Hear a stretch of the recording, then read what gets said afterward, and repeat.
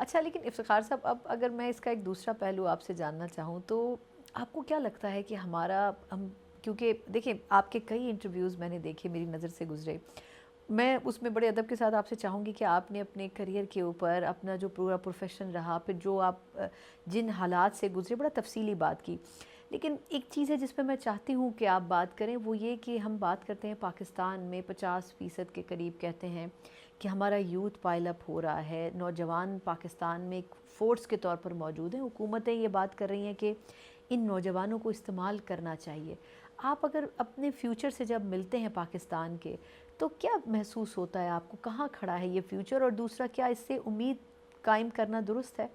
دیکھیے اس وقت کل کسی میرے دوست نے بتایا کہ 67% کے قریب 68% کے قریب یوتھ ہے. ہمارے نوجوان ہیں. اچھا ابھی نوجوانوں میں بچیاں بھی ہیں اور بچے بھی ہیں. اچھا لیکن ہمارے ہاں حالات سیاسی طور پر اس قدر غیر مستحکم رہے ہیں یکے بعد دیگرے، یعنی قیام پاکستان کے بعد سے حکومتیں بدلتی رہتی ہیں، کبھی ماشاء اللہ ہو جاتا ہے، کبھی جمہوری حکومت آ جاتی ہے، کبھی نیم جمہوری حکومت آ جاتی ہے، اور اس میں چیزیں بہتر ہونے لگتی ہیں، پھر ٹریک سے اتر جاتا ہے قصہ.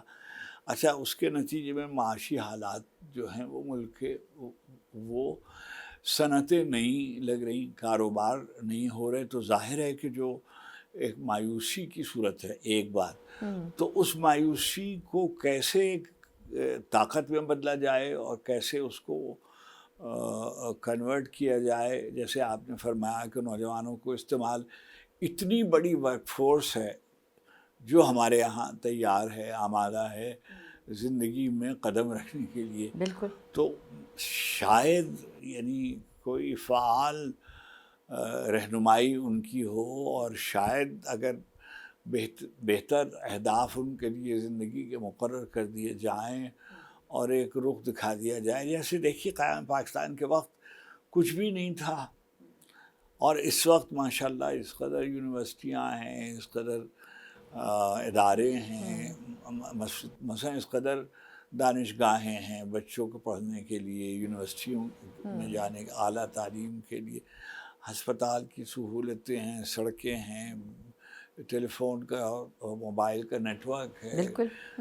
بہت سی چیزیں ایسی ہیں جو ہمیں مہیا ہیں جو پہلے نہیں تھی. مگر آپ یہ دیکھیے کہ ہمارے مقابلے میں جو دوسرے لوگ تھے ہمارے جسے کہتے ہیں ہم سفر، وہ کہاں پہنچ گئے اور ہم کہاں رہ گئے.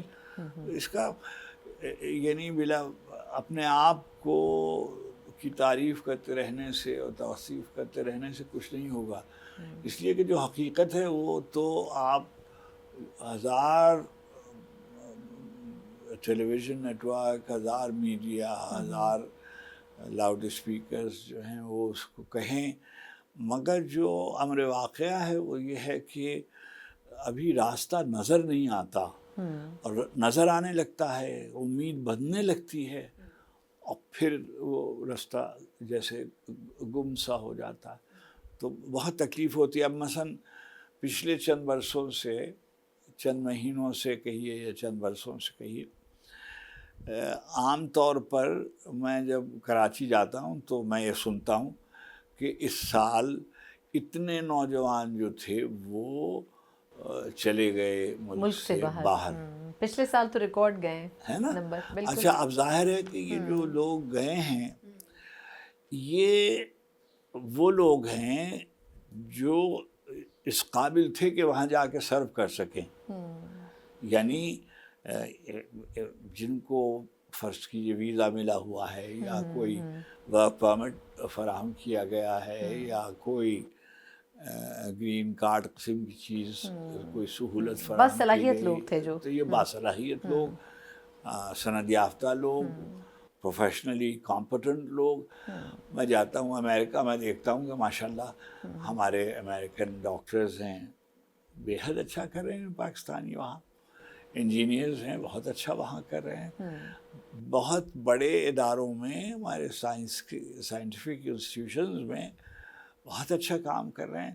تو یعنی یورپ میں بھی ایسا ہے، یعنی میں برطانیہ میں رہا ہوں تو پہلے ایسے نہیں تھا. پہلے زیادہ تر جو ورکنگ کلاس کے لوگ تھے ان کی تعداد زیادہ تھی، مگر اب وہاں جو مڈل آرڈر ایگزیکٹوز جو ہیں اس میں بھی بڑی تعداد پاکستانیوں کی ہو گئی ہے.